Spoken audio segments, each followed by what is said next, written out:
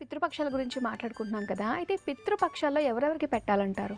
పితృపక్షాల్లో చాలామందికి పెట్టవలసి ఉంటుంది. అంటే తన తల్లి వర్గం.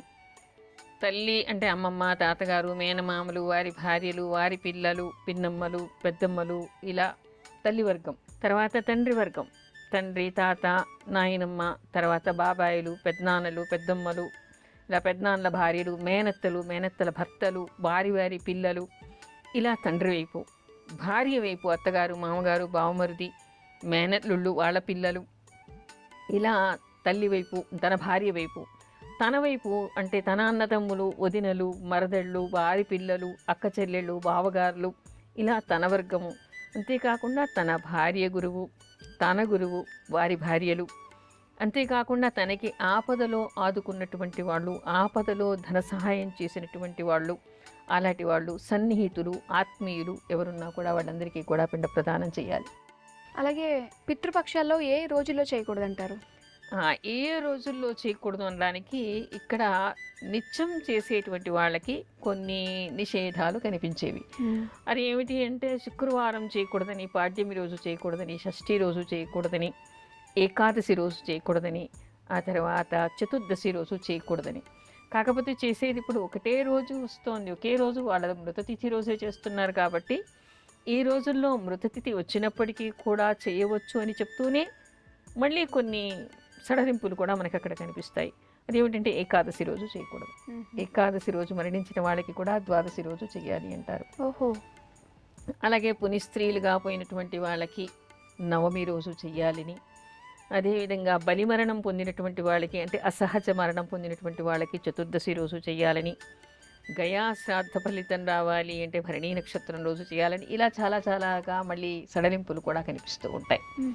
ఆ విధంగా వాటిని చూసి ఎవరు ఏ రోజు చెయ్యాలి అనేటువంటిది ప్రామాణిక గ్రంథాలు చదివి కానీ, చదివిన వాళ్ళని అడిగి కానీ తెలుసుకొని ఆ విధంగా చెయ్యాలి.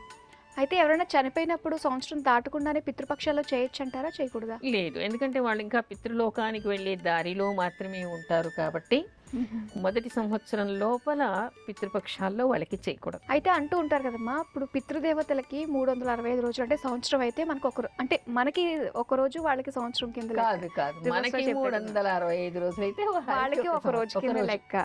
సో అలా అయినప్పుడు మరి ఒకేసారి మనం ఏదైనా పుష్కరాలు వస్తున్నప్పుడు, ఎక్కడికన్నా మనం పుణ్యతీర్థాలకు వెళ్తున్నప్పుడు ఇలాంటి వాటికి మనం పెడుతూనే ఉంటాం కదా, మరి అలా అయితే అదే మరి మనం పొద్దున్న టిఫిన్ తిన్నాం, మధ్యాహ్నం అన్నం తింటున్నాం, సాయంత్రం స్నాక్స్ తింటున్నాం, రాత్రి భోజనం చేస్తున్నాం. అయితే ఇక్కడ చెప్పేది ఏమిటంటే వాళ్ళకి పూటపూటికి పెడుతున్నామని కాదు, పితృదేవతలకి పెట్టడం వల్ల మనకి మన ధర్మాన్ని నిర్వర్తించడం వల్ల మనకి పితృదోషాలని మనం పోగొట్టుకుంటున్నాం. అలాగే అమ్మ, మనకి రేపటి నుంచి పితృపక్షాలు స్టార్ట్ అవుతున్నాయి కాబట్టి పితృపక్షాలకు సంబంధించి మ్యాక్సిమం విషయాలన్నీ మనం మాట్లాడుకున్నాము. అలాగే ఎల్లుండేమో మనకి ఆడపిల్లలందరూ కూడా ఎంతో ఇష్టంగా జరుపుకునే అట్ల తద్ది. సో దాని గురించి ఉండ్రాళ్ళ తద్ది, అట్ల తద్ది వేరుగా ఉంటుంది, ఉండ్రాళ్ళ తద్ది వేరుగా ఉంటుంది. అంటే కొన్ని ప్రాంతాల్లో అలా చేస్తారు, కొన్ని ప్రాంతాల్లో ఇది చేస్తారు. అయితే అట్ల తద్ది రోజు కానీ ఉండ్రాళ్ళ తద్ది రోజు కానీ ఇంచుమించుగా అక్కడ ఉండేవన్నీ కూడా ఒకే రకంగా ఉంటాయి. ఆ రోజు అట్లు చేస్తారు, ఈ రోజు ఉండ్రాళ్ళు చేస్తారు, అంతే తేడా. అమ్మ, అయితే పితృదోషాలు ఏర్పడడానికి కారణాలు ఏమై ఉంటాయంటారు? అనేక కారణాలు ఉంటాయి. ఒకటి, పూర్వజన్మల నుంచి వచ్చేటువంటి దోషాలు కావచ్చు. అంటే అనేక పూర్వజన్మల్లో కూడా పితృదోషాలు ఏర్పడి ఉండొచ్చు, అది ఒక కారణం. ఈ జన్మలో బ్రతికి ఉన్నటువంటి తమ పెద్దలకి అంటే ఎవరెవరి పట్ల తమకి బాధ్యత ఉంటుందో వాళ్ళ పట్ల మనం సరిగ్గా ప్రవర్తించకపోవటం వలన కూడా పితృదోషాలు ఏర్పడతాయి. మనకి జాతకరీత్యా కనిపిస్తూ ఉంటుంది. మాతృశాపం అని, పితృశాపం అని, సర్పశాపం అని, దేవశాపం అని, గురుశాపం అని, భగ్ని శాపం అని. భగ్ని అంటే సోదరి శాపం అని, ఇలా రకరకాలుగా శాపాలు ఉంటూ ఉంటాయి.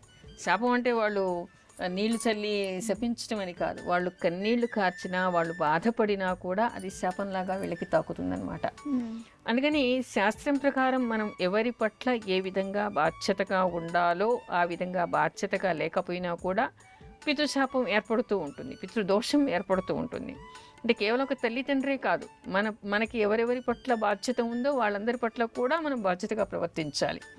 తర్వాత మన పెద్దవాళ్ళు చనిపోయిన తర్వాత కూడా మనం ఎవరెవరికి ఎప్పుడెప్పుడు చేయాలని శాస్త్రం చెప్తుందో దాని ప్రకారం మనం పితృదేవతలకి తర్పణాలు కానీ, పిండ ప్రదానం కానీ ఎప్పుడు ఏ విధంగా చేయాలో ఆ విధంగా చేస్తూ ఉండాలి. అలా చేయకపోయినా కూడా పితృదోషాలు ఏర్పడతాయి. అంతేకాదు వీళ్ళ ప్రవర్తన సరిగ్గా లేకపోయినా కూడా పితృదేవతలు నరకానికి పోతారుట.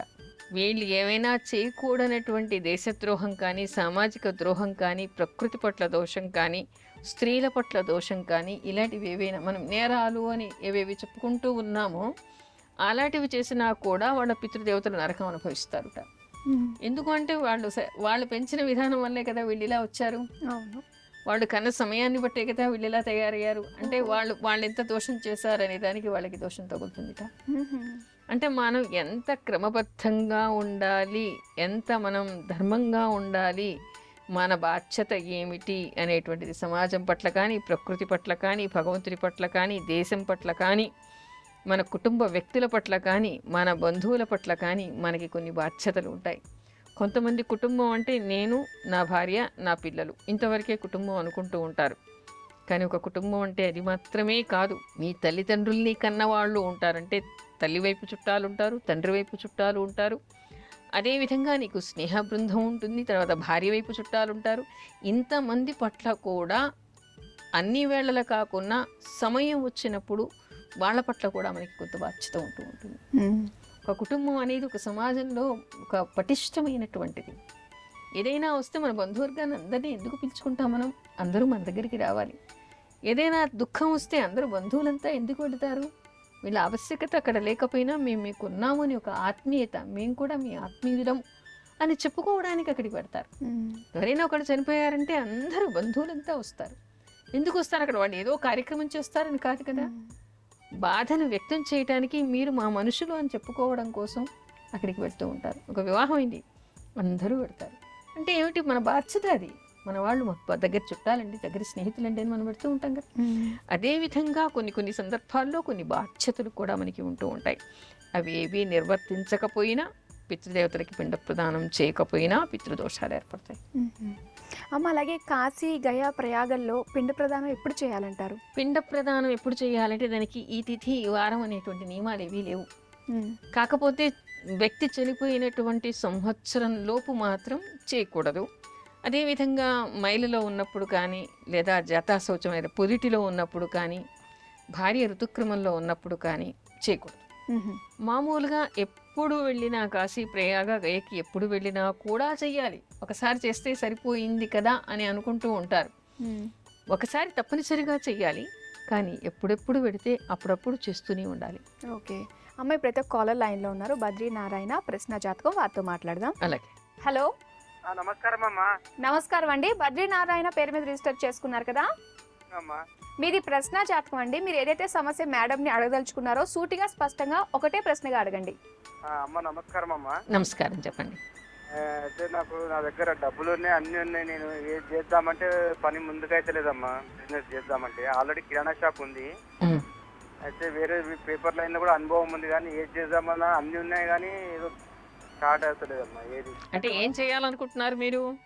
బిజినెస్ పేపర్ బిజినెస్ ఉంటుంది, ఓల్డ్ పేపర్ ఉంటుంది కదండి, ఆ పేపర్ బిజినెస్ చేద్దాం అనుకుంటున్నా. అది చేయొచ్చా లేదా అని మీ ప్రశ్న? అవునండి. ఇప్పుడు లేకపోతే కిరాణా షాప్ అన్నా డెవలప్ అవుతుందా అని లేదా అని. సరే, పేపర్ బిజినెస్ చేయొచ్చండి, మీకు బాగానే ఉంది. ఈ సంవత్సరం బాగా కలిసి వచ్చే అవకాశం కూడా ఉంది.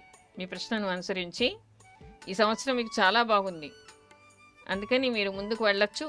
కంగారు పడాల్సినటువంటి అవసరం ఏమీ లేదు.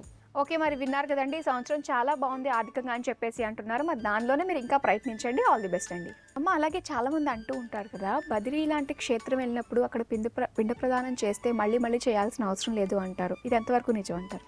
అంటే నేను కూడా చూశాను, అక్కడికి వెళ్ళినప్పుడు అక్కడి పండితులు, అక్కడ ఉండేటువంటి వాళ్ళు అదే చెప్తూ ఉంటారు. కానీ అలా చెప్పకూడదు. అంటే అక్కడ కూడా అందరూ అన్నీ తెలిసిన వాళ్ళే ఉన్నారు అని చెప్పడానికి లేదు కదా. అక్కడికి వెళ్ళి కొంతమంది ఆ సీజన్లో అక్కడికి వెళ్ళి కూడా వృత్తి చేసేవాళ్ళు కనిపిస్తూ ఉంటారు.